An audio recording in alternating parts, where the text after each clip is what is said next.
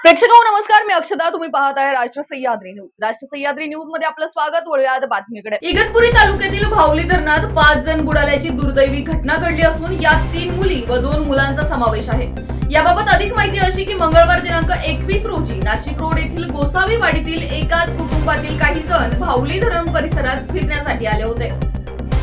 सायंकाळच्या सुमारास यातील काही तरुण अंघोळीसाठी भावली धरणाच्या पाण्यात उतरले असता बुडत असल्याचे पाहून त्यांना वाचवण्यासाठी इतर 3 जणांनी पाण्यात उड्या मारून त्यांना वाचवण्याचा प्रयत्न केला.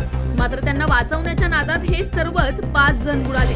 त्यांना वाचवण्यासाठी स्थानिक आदिवासी तरुणांनी उड्या मारून वाचवण्याचा प्रयत्न केला. मात्र यात सर्वांचा मृत्यू झाल्याने या सर्वांना पाण्याबाहेर काढण्यात आले.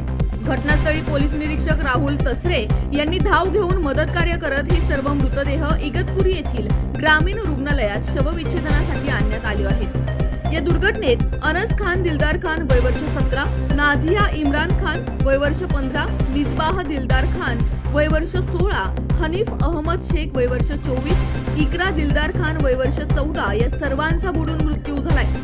या घटनेमुळे गोसावी वाडीत शोककळा पसरली असून नातेवाईकांनी इगतपुरी ग्रामीण रुग्णालयात एकच गर्दी केली होती. ब्युरो रिपोर्ट, राष्ट्र सह्याद्री न्यूज, नाशिक.